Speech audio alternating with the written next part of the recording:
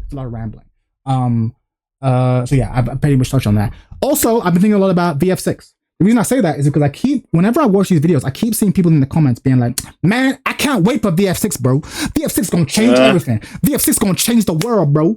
VF6 is it. And you've already heard my statement. VF6 is not gonna do a goddamn thing. Because 90% of the people out here talking about wanting to play VF6, they don't like VF. Like, they actually don't like VF. It's a thing, right? They want to play, the people who say this, they want to play Tekken. Yes. And like, yeah. they want, in their heads, VF6 is basically just Tekken, but good. Yeah.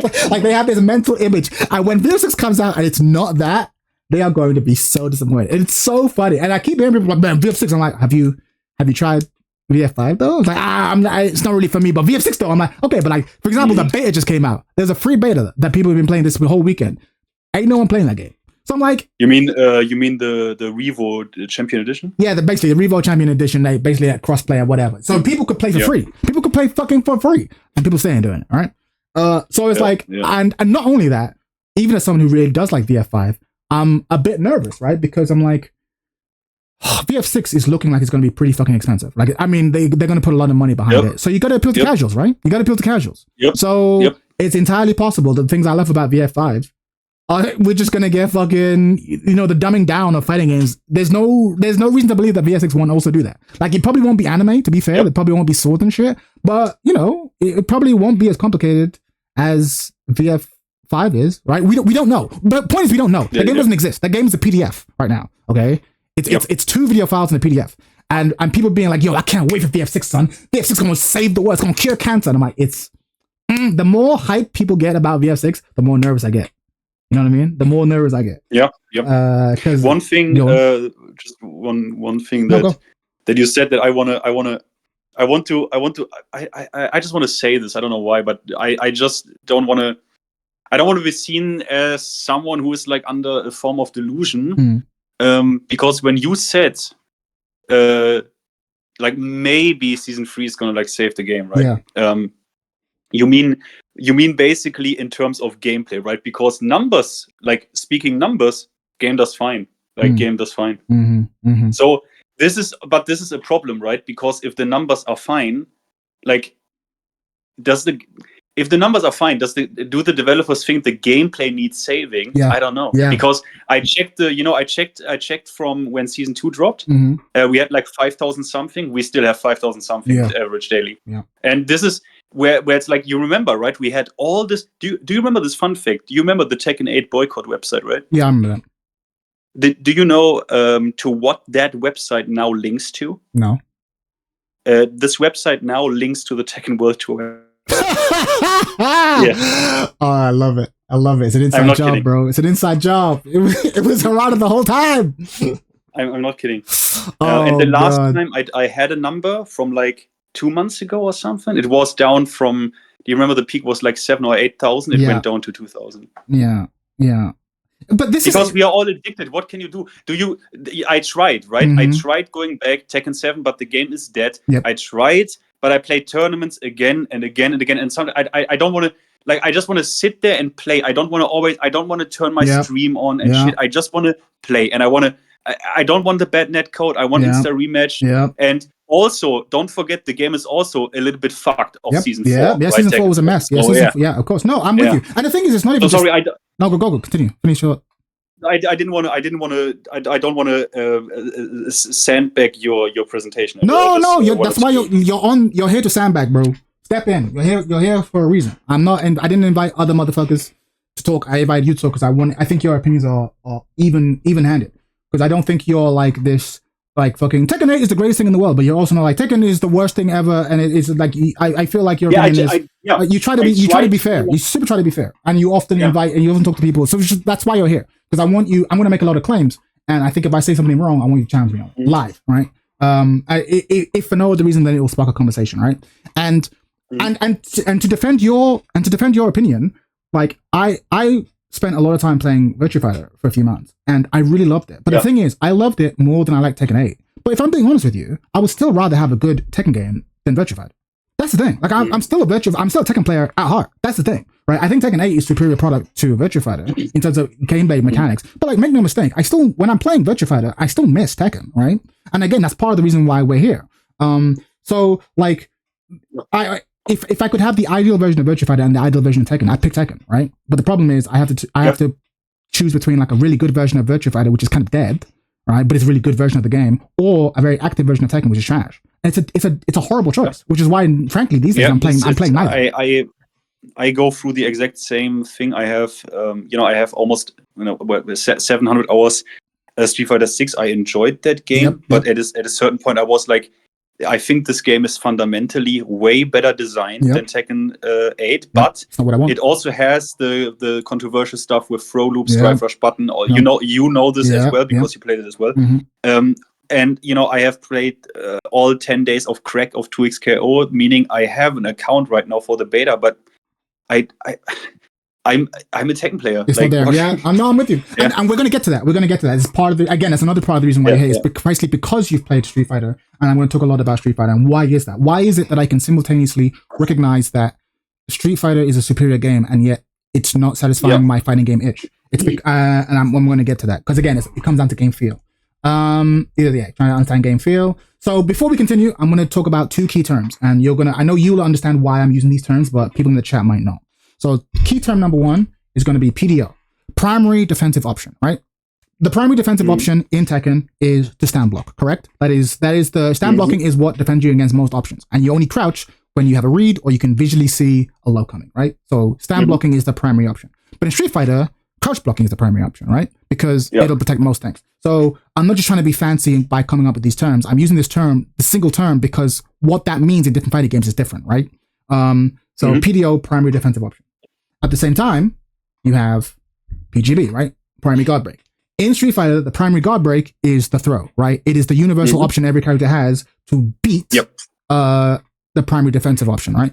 And in Tekken, it's not the throw, it's lows, right? Lows are the option to beat the primary option, right? So again, I'm coming up with these words. I'm not trying to be like fucking pretentious. It's as this conversation goes on, you'll see why I'm coming up with these terms, because I don't want to have to constantly switch between saying stand blocking in Tekken versus crouch blocking in Street Fighter. But understand, primary defensive option is the thing that you do to block against most options, and the primary guard break in Tekken is lows, and the primary guard break in Street Fighter are throws, right? Here's why this matters. It's mega important. It's super important. Game, yeah, exactly. Super important to understand, right? The primary mix-up. Here's why. Here's something that also is really important. People fucking hate the PGB. No matter what game you're playing, people will hate the PGB. In Street Fighter, the most common complaint are throw loops, right? Having to constantly deal with throws. People fucking hate that, right? And people have always hated Zangief, right? People have always hated fucking throw characters, right? The characters who have access to the strong version. Potemkin. There is something about it that's very frustrating. People will always naturally hate and resent the PGB mechanic, whatever it is, right? And the same thing is true in Tekken, right? Lows are very frustrating. I fucking hate lows, right? I fucking hate eating hell sweeps, demo mans. You're gonna hate them, right? And so this is really important.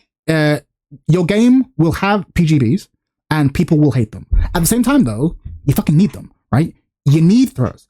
Part of the reason why I'm making this video is because people will often throw out what I consider to be rather half-assed solution to the problem, right? So for example, people will be like, we need to get rid of throw loops, or throws are too strong in Street Fighter. But like, the reason why throws are strong in Street Fighter, I understand it from a design perspective. It's because you have a fucking parry button, right? Like, you can block and you have a parry button. So you need an option that can beat parry. Like, you know what I mean? Yeah. Because parries let you block overheads and lows. So the option that beats that needs to be strong. It needs to be strong. And the threat of it needs to be common, right? Otherwise, it'll just be a defensive game where we're just holding parry button all day, right? So when people say, like, I'll just get rid of throw loops, getting rid of throw loops is actually like buffing. It's like would be a huge buff to parry and will make the game far more defensive. And maybe that's a good thing, right? I'm not saying it's a bad thing, but like, you have to understand the consequences of what we're asking for, right? And it's worth thinking about. And so the question is, at the heart of it, and this is, I think, the real, if you get nothing else from this video, I think this is probably the main thing, right? The question we're often asking is, how strong should the PGB be in your game, right? The stronger the PGB is, the weaker defense is, right? And the more offensive your game is going to be, and vice versa. And this is a subjective question. There is no correct answer. Some people might I want a game where the PGB is weak. Therefore, defense is strong. Or I want a game where actually blocking all day is going to get your ass beat, so I want to be offensive or whatever, right? This is the subjective. This is like the I don't know what the word I'm looking for, but like the slider. You have to decide, right?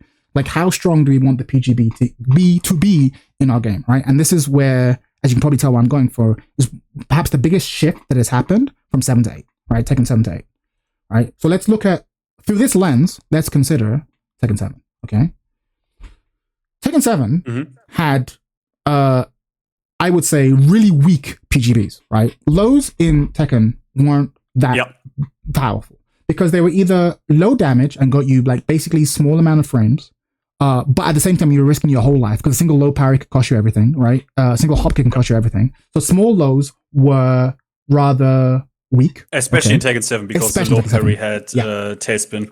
Exactly, yeah, and exactly. no grey life. Yeah, exactly. So full combo basically, right? With a slight reduction, but it's still pretty much a full combo of every I saw Horang do half-life. I saw Macroya do half-life from a low parry. Right. So think about that. I'm going for this small low that even if it hits, I'm getting a small amount of damage. But every time I go for that small low, I'm risking my entire life bar, right? So small lows were weak. And big lows would be circumvented by movement. And this is maybe the biggest difference, right? So I'm going to come up with 3 examples, right? Kazuya, Leo, and Paul, right? Kazuya, famously, he has the hell sweep, but it can be mitigated by a sidestep left. You didn't even have to walk in Tekken 7. A sidestep left would cover you, right? This is something that I think a lot of people misunderstand. Like, you didn't have to move that far deep to mitigate the hell sweep in T7, okay? Like, and you can get around it pretty easily. And Paul, you could just backdash, right? Because he had to get a clean hit, and which is still the case. He had to get a clean hit in order to hit you with Demo Man, right? And for Leo's hell sweep was pretty much tracking, but for most of Tekken 7's life until season 4, Leo's down forward 2 didn't launch crouchers, right? And so the way you would neutralize Leo is by every time you put you in a quote unquote guessing situation, you just sidestep right block or sidestep right duck, right? And like if you went for the hell sweep, he'd die. If you went for the down forward 2, he'd catch you because he had weird tracking, but it wouldn't launch you, right? And so the reason why you didn't see a character like Leo, despite having seemingly every move you could possibly imagine, was because sidestep right was just such a devastating way to neutralize the most threatening options. And of course, even if you backdashed against Leo, you could also get out the step away of the hell sweep, right? So the point is, every character in the game who was blessed with a strong low would also have that low. Their entire kit almost would be designed to make it so that you could move in such a way as to mitigate the big low. So the designers were very much intentionally making the PGB of Tekken, i.e. the low, weak. That wasn't an accident. That was a design choice. We want lows in this game to be weak.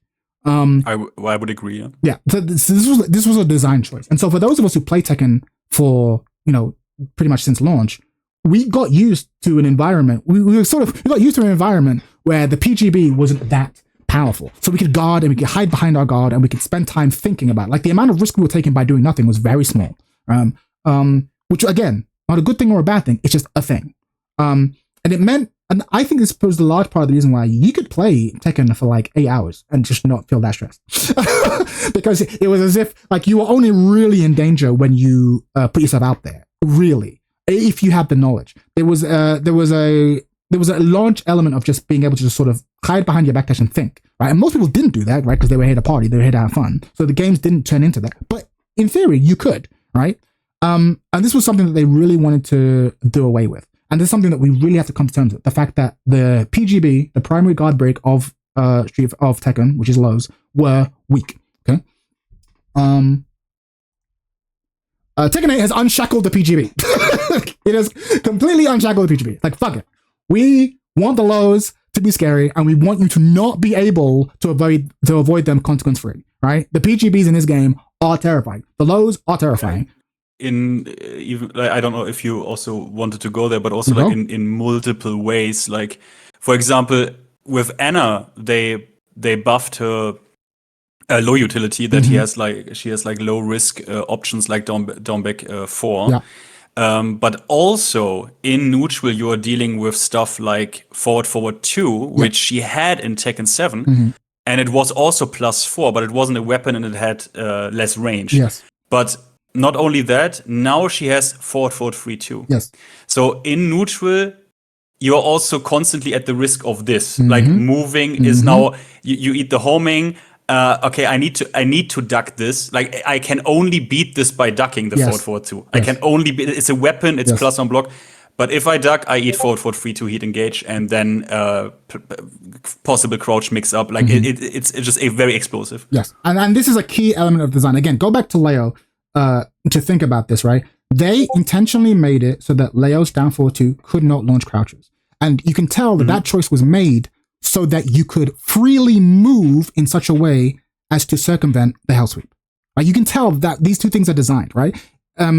Whereas in this game, they've done the opposite. Not only have they made lows more powerful, but as you've just said, they've also given the characters powerful options to counteract the thing that you would do to neutralize the low. You get what I'm saying? So not only are the lows powerful, they've given the characters options that are like really dangerous, so you can't just step the steppable low. You get what I'm saying? Or like they've given them really scary mid, so you can't just duck the scary low. Like, they've intentionally done this, like, on both ends, made the low scary and made the option that you can use to defend against the low also scary. The neutral is way scarier. I mean, Black Kite, Horang. I mean, that is like almost like one of the, funny enough, it's on Horang, but if you isolate the move, it's almost like a less egregious example because you're also dealing with last stand freebirds +5. But Leo is actually, you know, I didn't. Down forward 2, they did very late in Tekken 7. In season 4. Yeah. And Leo, chat, Leo is the fucking canary in the coal mine because she is because in Tekken, this is also the best example that I told you once before in Tekken 6. He had in vanilla the low out of block and they took it out. And he didn't have it for like more than 15 years almost.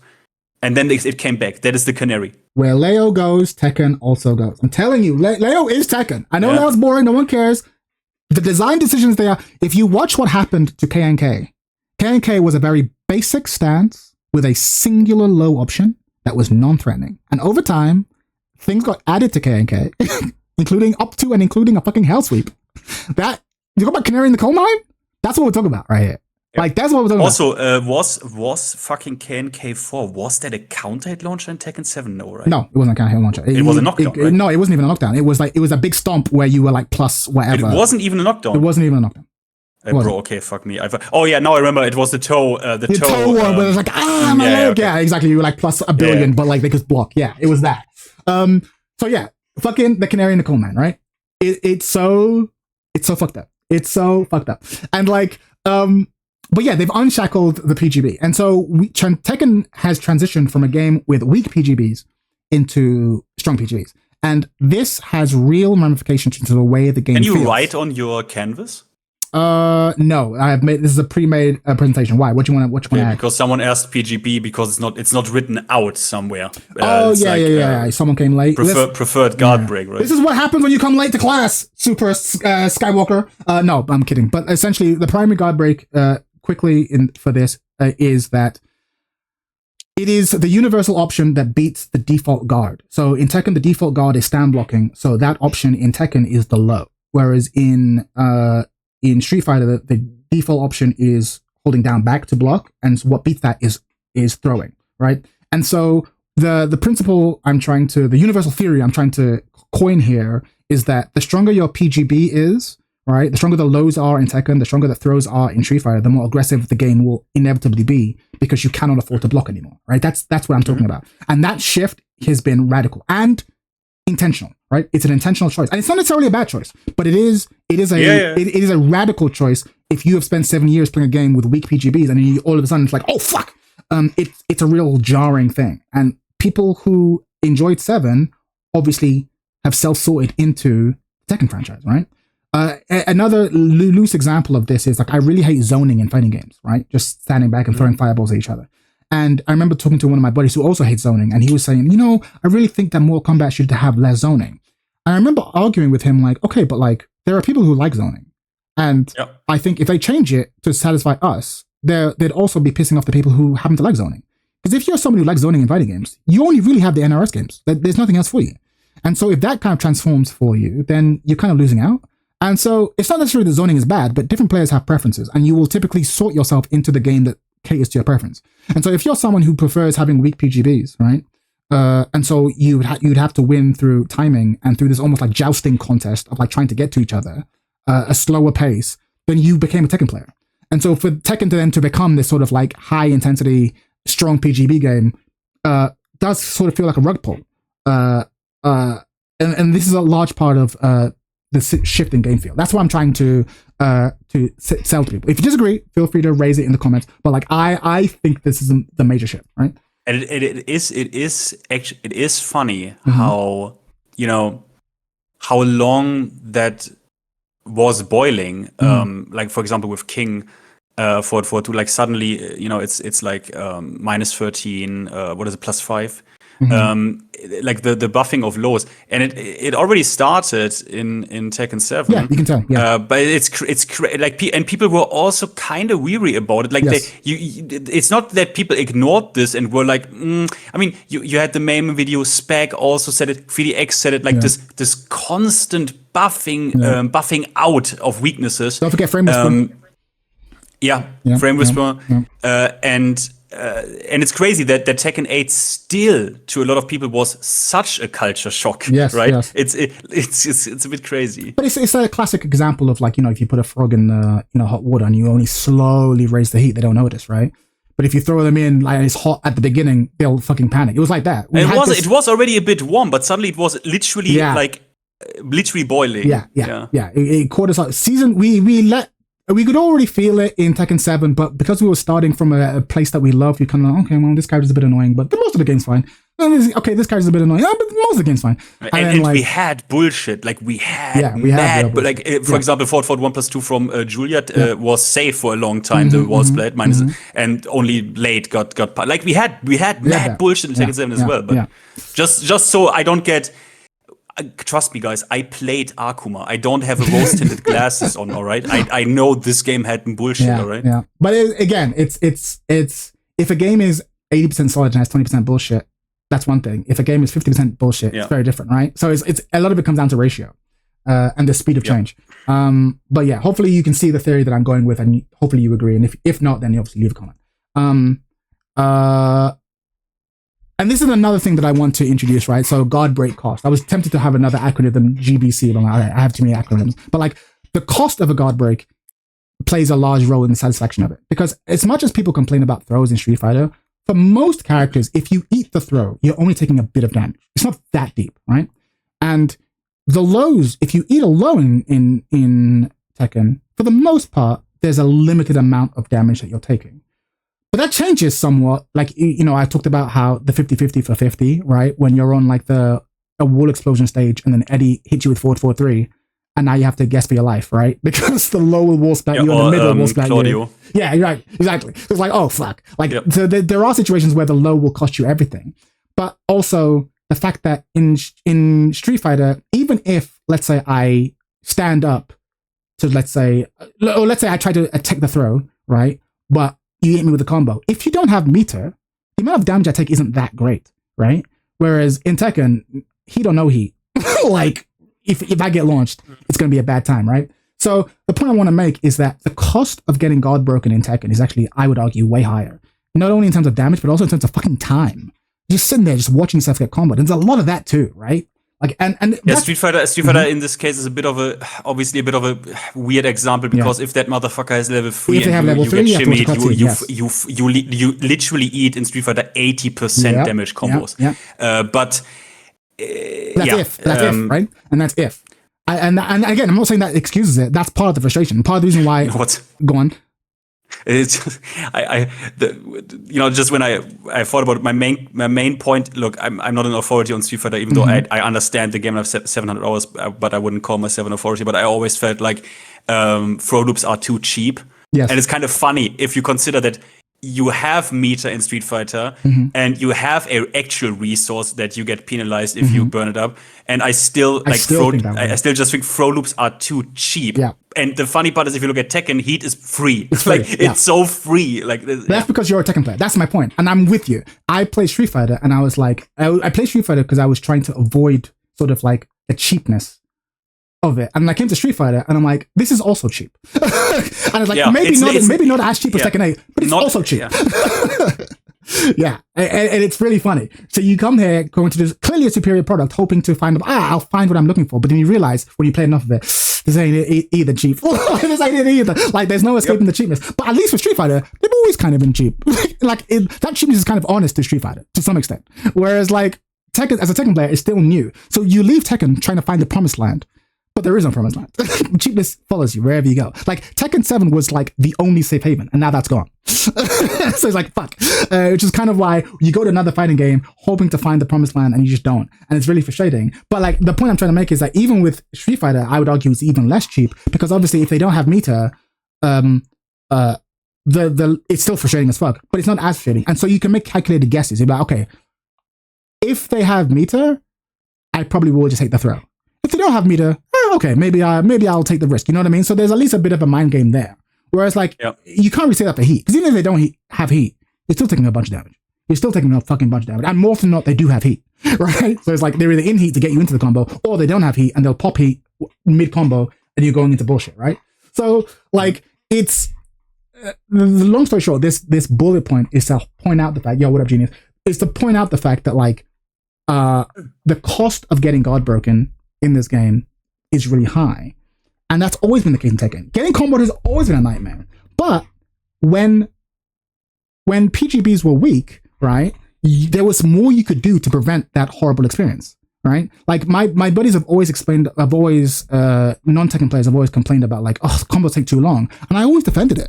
I always defended it in Tekken 7, because I was like, because the things you could do to avoid being in that state are so much. I was like, that's on you.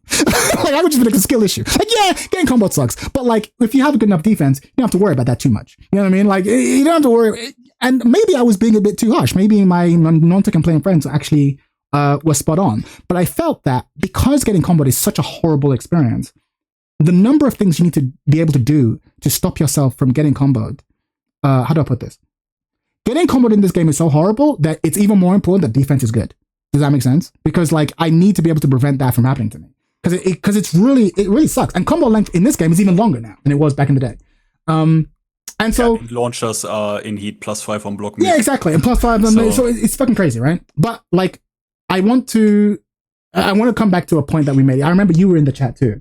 When you remember when we were having that Mike Hollow stream, and I was talking about the island, right? Like, people still make fun of me when it comes to the island. For those of you who weren't in that infamous chat, we were talking about how everyone was talking about how Tekken basically needed to go back to the way it was. And I was saying, look, I don't necessarily think they need to go back to the way they was. I think they have a choice, right? The choice is as follows. And we're going to use the framework I'm using now to explain it. Blow the fucking fire energy. I think the island analogy is where we're at, right? And I still stand by this. We have two choices. One, we can reduce the PGBs, right? The primary guard back, make lows weak again, and reduce the options, right? And that would be like going back to Tekken 7. We can do that potentially. That's one way, right? So instead of sailing to the new island, we can go back, retreat, go back to the known land, right? Reduce the PGBs and keep them weak. But you have another option that I wanted everyone in that chat to consider, and that option was, hey, let's keep lows risky. I mean, let's keep lows being the mixers being cheap. Let's keep powerful mid options, but then maybe let's talk about reducing combo damage. Let's maybe talk about reducing combo length, right? No, it's a bit funny. I mean, I played a significant amount of Tekken 7 in the last months. And I don't think this is actually a hot take. I think this is a little bit because people, I don't know if this is not a feeling, because I played that game. I have to say, Tekken 7 combo damage literally is higher than Tekken 8. It is. It's way higher, right? It's way higher. It's way higher. I would maybe not say way higher, but like, I mean, it's unscaled. It's non-gray. Yeah, that's the key thing. It's non-gray. It's non-gray, and every single character gets almost every single character gets at least 50. Like, if there's a wall, clean 50, if not 55. Yeah, totally, right? But why did we not complain about that? We didn't complain about it because there was so much you could do to stop it from happening, right? There was so much you could do. Like, when you got launched, it was because you pushed a button when you shouldn't have been pushing a button. You got counter hit. And this is, again, the key element of this thing. And this is the key crux of this bullet point. If you want to keep super high combo damage, super long combo length or whatever, fine. But you need to give me tons of tools to be able to fucking defend against it, right? You need to give me tons of defend because it sucks when it happens to you. It should just happen fucking casually, right? At the same time, though, if instead, like, no, but we want the Unga Bunga high number of interactions, high number of guesses, you can do that too. That can be fun. But that, to me, is like going to the island. But if you want to do that, then you need to reduce the combo length, and you gotta reduce the combo damage, and I beg you, shorten the length of fucking rage art animations, right? Like, you know what I mean? Like, you can go either way, and both are valid. And in some ways, that's kind of what Season 3 needs to decide it wants to do, right? Which is why I'm like, I'm really scared of Season 3, because I'm like, I don't know what they want to do. Like, it's obvious that something radical has to happen for Season 3, right? But what is that radical thing? We need to know, right? It's either I feel like, if I'm wrong, let me know in the chat. Like, I feel like surely it has to be one of these options. Either you need to reduce the strength of PGBs, right? You need to reduce the strength of lows, give us options to move around low options, kind of like we had in Tekken 7. Then you can keep the high combo damage and the craziness, the cost of being wrong. You can keep it that high. But it seems to me that they are very much wedded to, no, we want a high number of interactions. We want a game where defense is so unreliable that you have to go on offense. You can't afford to hide behind your guard. That's valid. But then, if you're going to force me to make those guesses, then you got to make the cost of being wrong, not my whole life. And not only my whole life in terms of the amount of my health I lose, but the amount of time I lose too. Like, getting comboed in this game is so much more frustrating. And if I eat another hour-long Jin aerial tailspin combo, I'll die. I'll die, bro. I can't do it. Like, bro. I for me personally, I have to say, like, I have to be honest about this. Like, the health increase did something to that, and Speedkicks has a point when he says the health increase makes you able to eat more lows. Yeah. But for me, it's not even the damage is not even my personal biggest issue. It's, like you said, the length of the combos. Yeah. And I very much dislike, this is maybe even my, honestly, this might be even my, like, very, very high priority thing. Do I call it this? Basically, low quality interactions. Yes. I don't think it is a particularly interesting scenario to, in every game, every round against every character. Oh, he's in heat. So, okay, what's gonna be heat smash, or is it gonna be the like some very good killer mid that I have to block? It's too dangerous to move, so I wait it out. But you still have to guess afterwards. And I block a mid. I'm -5. It's again and again. It's uninteresting. It's so cookie cutter. It's uninteresting. Yeah. I think these interactions are not interesting. Yeah. And I think that's a large part of the issue. And again, part of the reason I've not been making content is because I don't just want to keep rehashing. Tekken 2, Season 2 sucks. Tekken 8 sucks. I only want to. In some ways, I only want to present possible solutions, which is what this video is about, right? Given what we've just described, right, it seems to me that the options, I think something radical has happened for Season 3. I think most people would agree with that. And I'm actually really forgiving of the fact that they are not making any changes. Because people keep saying, like, oh, we need more regular changes. But I'm like, what needs to change in this game is so large that I actually want them to take 6 months. You know what I'm saying? Like, I actually want them to take 6 months, 7 months, 8 months, however long it takes. Because it's big. Like, it's not like, oh, fix this move, and everything will be okay. No. We need deep surgery beyond the cosmetic, and therefore, if it's going to take them 7 months to do it, so be it, right? Like, I've always been like, I'm actually more forgiving of the fact that they are taking so long to make the changes, because that at least signals, I could be wrong, right? But that at least signals they know they have to go to the core of whatever happens in Season 3, right? And that's actually, I think that's a good signal. But what upsets me is not the amount of time it's going to take them before they make changes. It's the fact that they have not really signaled in a convincing way what the changes are going to be, right? Because, and in some ways, there's nothing they can do. Because don't forget, before Season 2, they said all the right things, and then Season 2 came out, and it was a mess. So even if they came out and said all the right things this time, would you believe them? I don't know that I would, right? So maybe they're kind of caught between a rock and a hard place, and they're like, let's not say anything. Let's just do. Let's just give them. Everyone's hating, everyone's mad, and there's nothing we can say that'll satisfy them. So let's just go away, and then wow their socks off for Season 3. Maybe that's what they're thinking, right? Maybe like there's nothing we can say with our mouth to sell them. But these motherfuckers are hooked. If we give them an amazing Season 3, they'll all come back. So let's just focus on that. Maybe that's their strategy. Maybe. personally, I always remind myself of the statement that Murray made, which I can fully understand as someone who can at least envision how it is to like spend so many man hours at one project that everything has to come together and you need to have a vision together.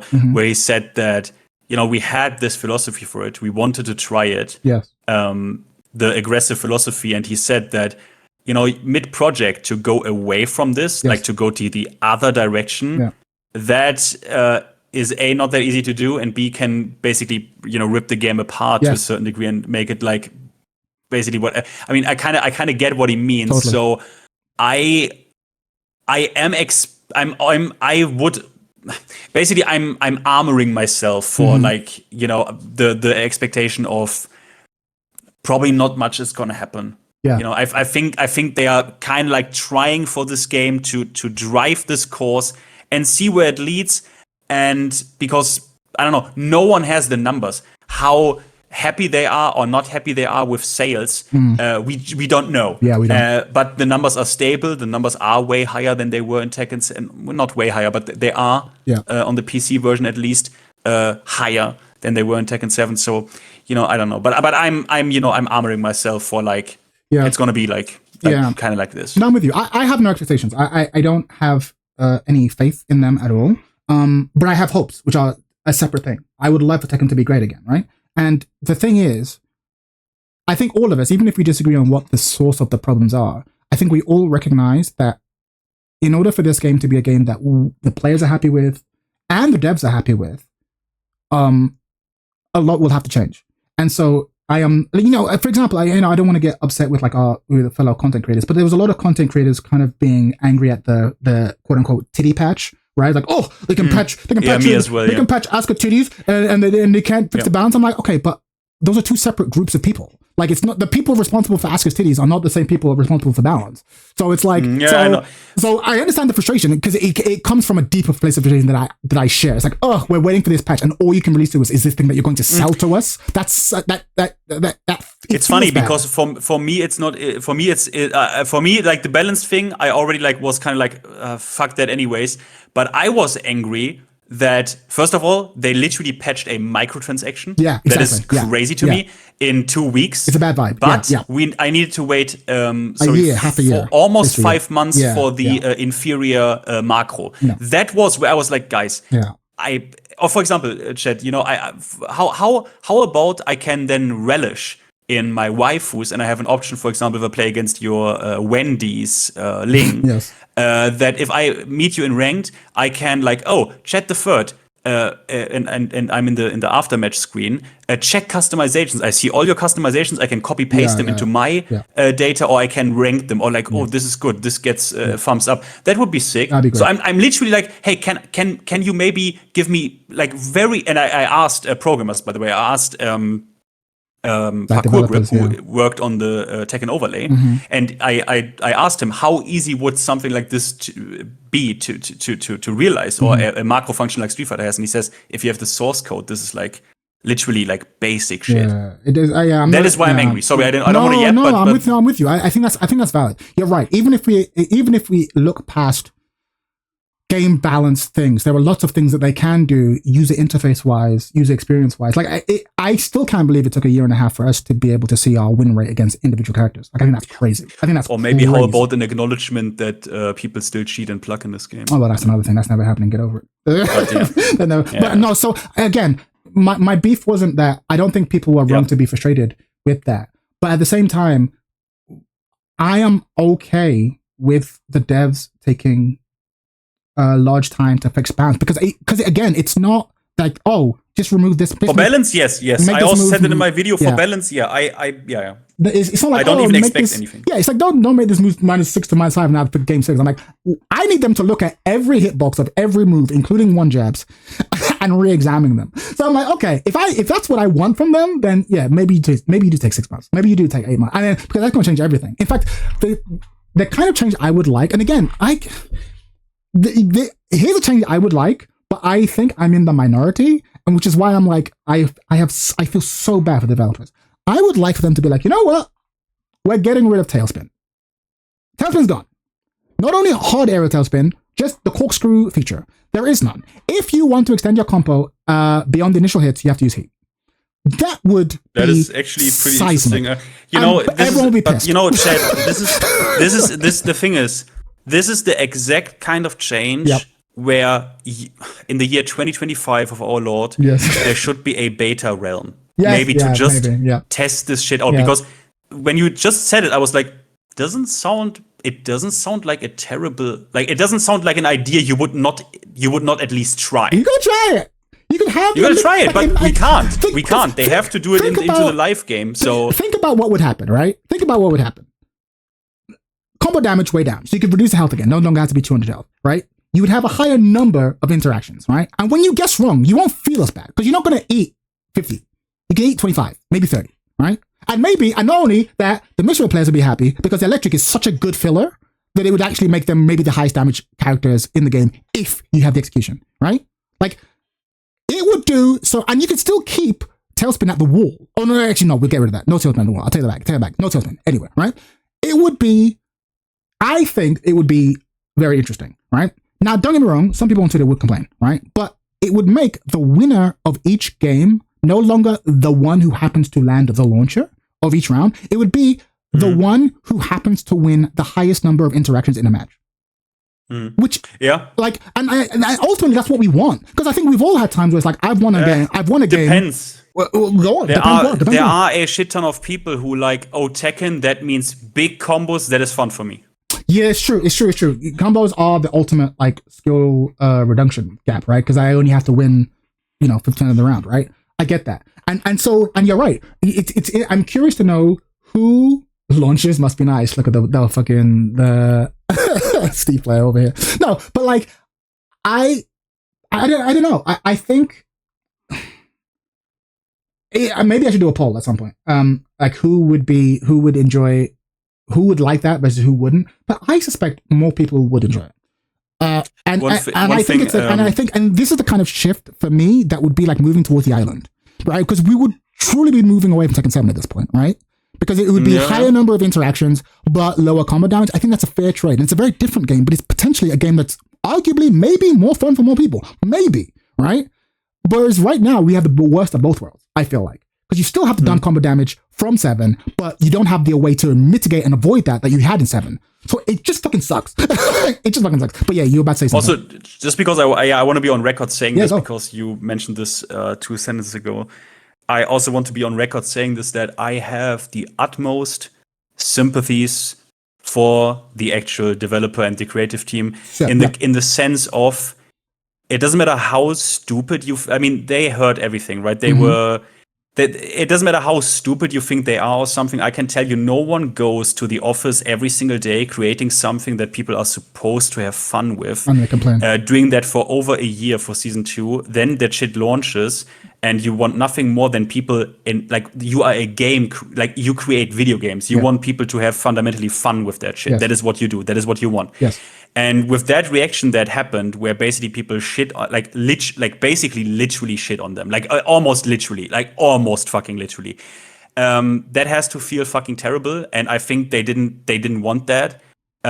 So in that case, emotionally, they have my sympathy. No one does this and develops this and works for this shit for almost a year to then have that reaction and is happy about it. Yep. So. No, I just want to be on record saying this. No, I'm with you. And that's part of the reason why I find myself pulling away from sort of a lot of the Tekken conversation, because people's frustrations are legitimate, but it's curling into resentment towards one another at the player base, which is weird, and also malice towards the game developers. And I'm like, I don't really have malice. For me, I feel that they tried to do something well and they failed. And all creative people know what that's like. If you've ever tried to write a book or a play or fucking even a poem, or you've ever tried to code something, or if you've ever tried to create something, you know what it's like. I have this vision in my head, right? I have this idea of how the end consumer will feel about it, and you can fail on 2 fronts. You can fail to create the thing that you wanted in your head. That's often a big failure. Or, sometimes even more tragically, you can succeed in creating the thing you had in your head, and then present it to the audience only for them to hate it, right? It's like, oh, fuck. And that happens all the time. But Tekken 7 isn't, to be fair, Tekken 7 isn't infallible, but it clearly satisfied its audience in a way that Tekken 8 is not. And I'm just trying to figure out how to square that circle. And we've been on this bullet point for a long time now, but it is the crux of this entire talk, this entire presentation. The fact that there's a fork in the road, right? You can either make, again, defending easier, and then you can keep the high cost of being wrong, or you can reduce the cost of being wrong, and then it'll be less frustrating that we have a million interactions per second where I have to guess for my life. Because I no longer have to guess for my life. I'm just guessing for this chunk of my health, right? And it could lead to a situation where you're able, I have to guess, but because you have to make me guess wrong, let's say 12 times or 10 times, it gives me a longer amount of time to understand your tendencies. When do you hell sweep? When do you go for that low? Right now, like, you have so little time to make that guess, right? To make that assumption or to make that read, that like it often feels very unstable. And of course, a superior player can still beat sufficiently an inferior player, of course. Oh, yes. But the gap is way smaller now, and it's the path to victory is way less appealing in this game than it was in 7. I feel like, and I think a lot of people feel that way. Yeah, it's more. I feel like I'm playing more poker if I want to play. Yeah. Like if I want to play, because I'm just a lame player. Maybe I have this like Justin Wong syndrome or something. No, I think we all do. That's why I want. I'm just, but it is in this game. It is obviously a self barrier that I want to not overextend at all. Mm-hmm. I want to basically. I'm also like that when I play poker, right? Mm-hmm. Like I play very tight. Yeah. But that also means if you're pretty risk averse, you can't win big. Yes. But this game wants you to win big. And that's a great way of putting it. I'm glad you used that term, actually, risk averse, because I am risk averse by nature in most games I play, which is why Tekken appealed to me in the way that every other fighting game I tried doesn't.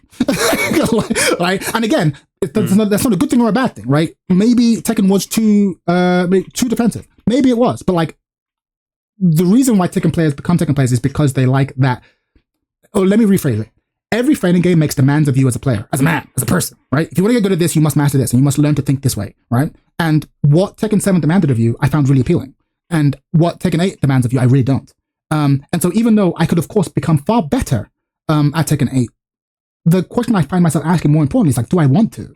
And the answer is often no. And the higher and higher up in the skill distribution I go, I'm like, okay, there's clearly a gap. If I want to go to the next level, I have to be willing to be more this, willing to be more this, willing to be more this. And I find myself going, but do I want to though? Do I want to do that? And then when I watch high level playing, do I find myself going like, oh, that's so elegant, that's so beautiful, I want to do it? The answer increasingly is no. And it's like, it takes a certain amount of effort to reach the top 50% of the player distribution. It takes twice as much to reach the next 20. It takes maybe 4 times as much to get. It gets harder and harder to go higher and higher level. And I find myself for the first time in my sort of Tekken life being like, I am as good at Tekken as I want to be.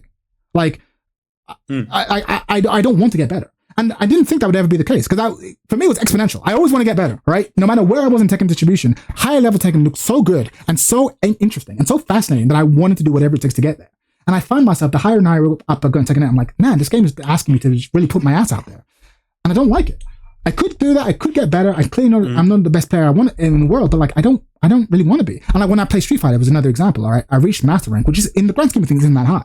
But I was like, okay, if I want to get further and I want to start getting good MR, I have to learn certain things. I have to master certain things. And I'm like, I don't want to. And I reached the point where I'm like, I don't really want to get better at this game anymore. And it breaks my heart though, because Tekken was a game that was a mountain I really wanted to climb. And when I look at high level Tekken now, no matter who I'm watching, people who I respect, the people I respect tremendously. Right? I always respect competence when I see it, but I'm like, I don't want to do this, bro. I really just I don't want to. Yeah, I don't want to do it. I know what you are asking me to do, Harada, and I don't want to do it. For me, it's still very fortunate. Like it's fortunate that I can still what's the right word? Gas myself up to appreciate this. What is being done there? Where it's basically a constant weighing of like risk reward. Yeah, and when you see people like literally play a certain situation where you like opt, like for example, something like I saw Ulsan do it like these small things where Anna is doing blah blah blah hammer chance 3+4, where I think it has high maybe not crush, but high evade the double, what is it? Not double kicks, but it's like this kick, and it pushes you away. It's -12. Yes. And when I see like, and I know it's not something like insanely big, but when I see like Ulsan punish with 12 frame Dragunov mid because the kick reaches, right? Yes. I'm like, nice. Nice. Like, I'm with you. I'm with you. Yeah, I'm with you. I know exactly what you mean. It's like there is still something. There is still something great about watching someone's mastery of their character. Being like, this is a very specific thing. Yeah. Ayurichi on Leo. When I see him do constantly like sidestep block, and tries to get this one poke to whiff, and how he should do a video about this. Like I know he also is a bit in the how do you say this? How do you say like when animals go to winter sleep, hibernation? Yes. He's a little bit in hibernation, but he should analyze. If maybe he did, or I need to write him. I can write him on Discord that he needs to. Sorry, I'm fucking yapping, but he needs to analyze his own games and make video about that, and like what his decision making there. It was beautiful at versus fighting. Yeah, no, I'm with you. Every time I watch this motherfucker, I'm like, maybe I want to boot the game up, and I do, and then I go, I don't want to play this game anymore. Yeah, but like no, but you're right. No, but this is what I'm saying. Competence is always impressive, right? Like it's not a coincidence that fucking Arslan is the fucking 300-time Evo champion, right? It's not a coincidence. Like this is clearly a game of skill, right? It's clearly a game of skill, and it's funny because Arslan himself is still someone. If I were to ask him right now, hey, do you think the quality of interactions are like bad in this game? He would say yes. Yeah, exactly. No, but it is though. It is at every level, right? He is sufficiently good enough that he could body me, but then he still finds himself in situations with people who are perhaps not as good as him, but they're still making him sweat and stress in a way that in another game they wouldn't be able to, right? And Arslan is probably the biggest thorn in the sides of like Tekken 8. People who are very romantic in a very romantic relationship with the game. Arslan Ash is probably the biggest thorn because like 2 times Evo champion and back to back, and would still say game's ass. It's so funny. He famously does that. Remember in season 1, it's like, I can't wait to win so I can tell you the game is ass. Because obviously when he was saying the game was ass, people were like, you're just saying that because you're not winning anymore. It's like, I can't wait to win a major so I can tell you the game is ass. Bro, sometimes you have to actually look back and like, I know it was season 1, but I mean that in a Tekken game you have like a player that dominant in season 1 like Ulsan, right? And he literally stands up after a tournament and says, I want to give a big thank you to Dragunov for carrying me this far, this dog shit braindead character. Like that's wild. This was like prior to Tekken 8. Sentences like this were like no one would say that. No one would say that. But Ulsan, right? Like, thank you to Dragunov, braindead. It's like, I remember there was an interview with Chanel. It's like, hey, is there anything that you're I think it was anything you're nervous about? It's like, I listen nerves. Like, that was the only thing. That was the only thing. Because everyone at the highest level of play is like, I know what this game is. Like, we know what this game. We're playing this Kusage. Right? We're playing this Kusage, and like we're really good at this Kusage. The way that one can get good at any Kusage, but like you're playing into the cracks. You're playing into the deficiencies of the game, right? And it's just really funny having that. But it's good that you mentioned this about like there's still skill and nuance to be played even in the guessing game. Oh yes. Because I want to talk about Virtua Fighter, right? And this is the final slide. Because as I said at the beginning, everyone kind of thinks of me as a Virtua Fighter shill because I've seen the light on Virtua Fighter. But here's the thing: I'm still a Tekken player at heart. Like I said earlier on, for those of you who missed it, if I could choose between having an amazing Tekken game and an amazing Virtua Fighter game, I would choose Tekken. I want peak Tekken more than I like Virtua Fighter. But the reason why I've fallen in love with Virtua Fighter is because Tekken 8 has created this situation where it's like the only 3D games available to me are very aggressive, guess-heavy games. And out of the two, Virtua Fighter is the better aggressive, guess-heavy game, right? I would rather not play a super aggressive 3D guess-heavy game. But if I have to, I want to play a game where the guessing is interesting. Does that make sense? Right? So that's why, in a weird way, as much as I love Virtua Fighter, I feel like I'm settling for it. Because both games are going in this direction, and Virtua Fighter is the better game of that direction. But I would rather. I don't want to be an asshole. No, go. Be an asshole. That's why you're here. Virtua Fighter. When you say Virtua Fighter is like the game right now, like Virtua Fighter 5. Yes. Is that game or was it? Like, is it dead? It is that game. Is that game that game? It is that game. The problem is that a game is more than just its mechanics, right? A game is its player base. A game is its aesthetics. A game is its like content creation environment. And in all those regards, the game is dead, right? And so the reason why I'm not playing Virtua Fighter all the time is because I will boot up Virtua Fighter. Every time I saw you play this game, you said it was okay because the game works different with hit and block stun, that you can do it. But every time I saw you play it, you were literally you were going into connection limit and set it to world. You had to. Yep, exactly. Worldwide. That's exactly it. That's exactly what I'm about to say. So it's like, Tekken 8, as bad as it is, I can put that game up right now and find a game. Easy, no issue. And not only that can I find a game, I'll play against different people that I've never played before. Or I have played so long ago that I don't even remember them. When I boot up Virtua Fighter, it will be ages to find a game, and when I do find a game, it'll be one of 6 people.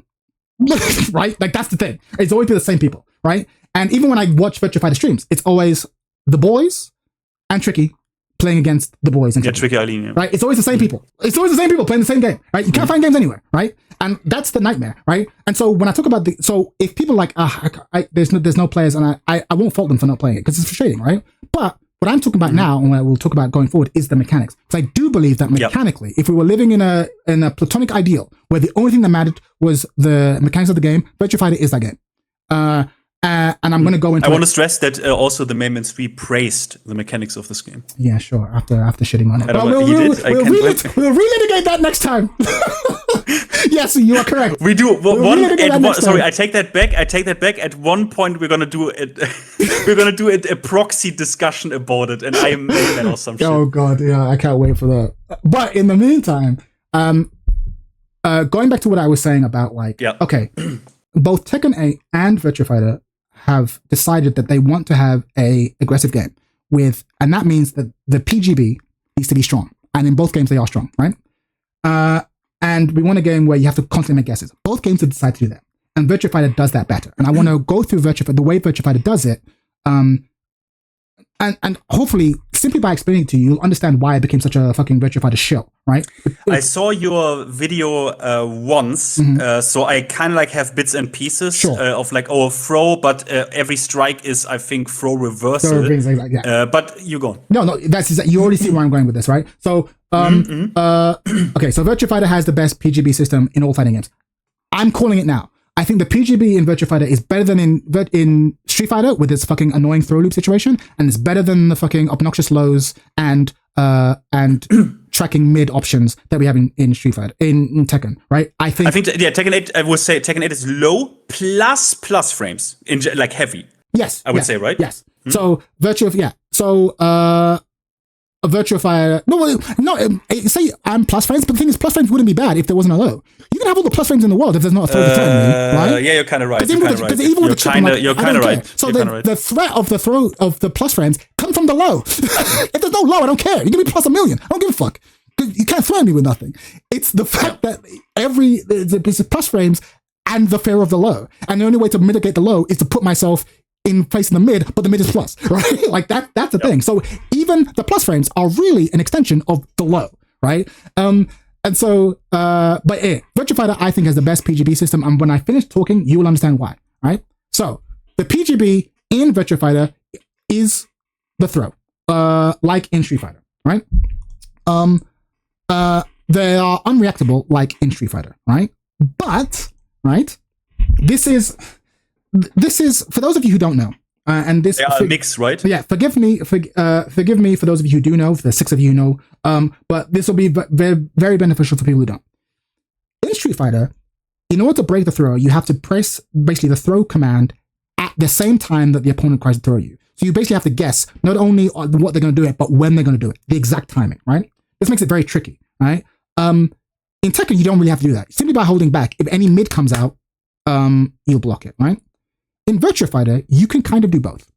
Throws in Virtua Fighter are either a forward throw, a back throw, or a neutral throw. But while you're holding the guard button, right? So I'm going to imagine that you're holding the guard button.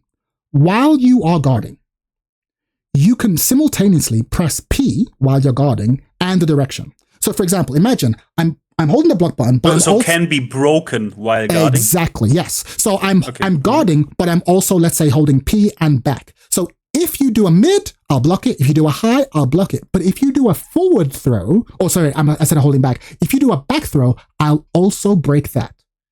So I'm able to both block and throw break one of 3 options, right? So So there's this game when you're blocking that you're not just blocking, you're choosing which direction of throw you want to break, right? That's one thing. That's one reason why it's unique. No other game is like this, right? You either have a Street Fighter system where you have to press throw break the exact moment it comes out, or in Tekken it's kind of like, they're visually reactable. In Virtua Fighter, you don't do that, right? This creates this interesting situation where in Virtua Fighter, the PGB is super fucking strong because they track 360, throws track 360, and every character has a throw that will do like at least a third of your health, and the grapplers will often have a throw that will do 50%. I have to ask this because I actually don't know. Are they high? They are high, right? You see where I'm going with this? They are high. They are high, right? So the PGB is super fucking strong, right? Even stronger than in Tekken. However, they're also super fucking weak, right? Because you can guard break one of three directions while blocking. All throw breaks are minus on block. So if I successfully break, I'm plus. Okay. And they're strike vulnerable, meaning that if you go for a there's no counter hitting throws. If you go for a throw, but I go for a strike, even if my strike is slower than yours, I'll go through it. So if I know you're about to go for a throw and I fucking do a fucking downfall 2 equivalent, right? I'll just blow through it, right? So every time you go so are they throw invincible? Yes, all strikes are throw invincible. Okay. All strikes are throw invincible, right? So this is the PGB option in Virtua Fighter, unlike any other game, is simultaneously super strong and super risky, right? That to me is what makes the Virtua Fighter PGB so interesting, right? And this one change, I think more than anything, is the thing that like got me addicted to Virtua Fighter, right? Because when you get thrown for 50% of your health in Virtua Fighter, you believe it or not, you don't feel angry. And the reason you don't feel angry is because you know that if you had mashed, that wouldn't have happened. If you had, while you were blocking, because he could only have thrown you while you were blocking, really, right? If you had pressed guard break forward, that wouldn't have happened, right? So like there were multiple things you could have done. It's not just like in Tekken where it's like the only way you could have stopped this is to crouch, right? There are always multiple powerful ways to stop the PGB of that game, right? And this difference, more than anything, is what makes, even though Virtua Fighter is a very guess-heavy game, the tool of guessing, i.e. the PGB in Virtua Fighter, is like, it's incredible. It's one of the best pieces of video game design ever. Like, I'm not exaggerating that. Because think about the PGB in every other game. They're usually pretty binary. And that's why everyone always hates them, right? Because you, at the end of the day, you just get forced to hard guess. And it kind of sucks, but you need that. Whereas in this, you're still having to hard guess, but you're not guessing between two options. You're guessing between multiple. If you cannot throw me if I'm mashing. So in order for me to go for the PGB, I have to be certain that you are blocking. So I almost have to, if I'm playing a grappler, I almost have to condition you. I have to condition you to sit still. You know what I'm saying? I have to be throwing out counter hit buttons constantly, right? And only once I've conditioned you to sit still does my throw become viable. But even then, you're not safe because you can crouch, right? Or you could throw break the correct direction, right? So throws are simultaneously really powerful and really weak, right? And that mix of them being both strong and weak is just, it's like crack, bro. It reminds me a little bit of, when the problem with Tekken 8, when VDX explained that so many situations where you think there's like a lot going on, actually, if you break it down, it's a binary guess. It's a binary guess. And that used to be not the case when, like, he had these beautiful examples with like, Jin, don't forward 144, and like that being like actually fuzzy guardable, but then it's like a timing mix. Like, oh, does he do an extension at all? Like it's not immediate, it's not binary, it's not as dry, it's not as locked down as with Devil Jin, down forward 1-2 or down forward 1-4. And this, when I see what you have written down, it seems to me that this is like more of what Tekken like once was a little bit more of like, I have a little bit more here going on. It is not just a binary thing. Exactly. Tekken and Virtua Fighter both stumbled upon the same solution in different ways historically, right? Because all fighting games are going to force you to guess. But the guessing game in Tekken was, we talk about 3D, we often talk about it like in terms of actual Z-axis, Y-axis, X-axis. But the irony is that in Tekken, historically, the decision making was also 3D in the sense that there were 3 dimensions of the guess, right? It wasn't just mid-low, right? There was also timing, a timing element, right? And Virtua Fighter has that too. you're not just guessing mid-low when you're dealing with the primary PGB of Virtua Fighter, right? It's like how do I put this? Let's say I'm put into, I should have thought of the example ahead of time, so forgive me if I fuck this up in my explanation. Let's say my opponent has put me in a situation where they're plus. Okay. I am torn between, I think they're going to do, I don't know if they're going to do a stationary mid, or a throw. So I decide, you know what? I'm going to sidestep and throw break forward. So if they go for a mid, I'll sidestep it. And if they go for a throw and it's their forward throw, I'll break it. So I'm able to cover 2 options. But of course, I'm still weak to their back throw and their neutral throw, right? So I've not covered everything, but I've covered multiple things. Let's say instead, I know they're going to go for a throw, but I'm just not sure if it's going to be a forward throw, a back throw, or a neutral throw. And in that case, I'll just mash, right? Or I'll just crouch. Like, the point is, defending in this game is so much more interesting because there are more, I always have multiple options that will cover multiple things. And so it's more a case of what is the primary option I'm trying to avoid and what is the secondary option I'm trying to avoid, right? And I can come up and I can do a defensive option that will beat those two, but will lose something else. Whereas very often, so it's not binary. Get what I'm saying? It's not just a case of like stand block or crash block. It's typically a case of like, I will sidestep, throw break forward, or I will mash, which I'll lose the counter hit, but we'll beat this. So it's more the guessing game is more dynamic. And of course, also because combo damage and frankly, as you said earlier, and I agree, the amount of time it takes when you guess wrong is less bad. You feel more confident in guessing, frankly, because you know you're not about to lose 30 seconds of your life if you're wrong, right? And so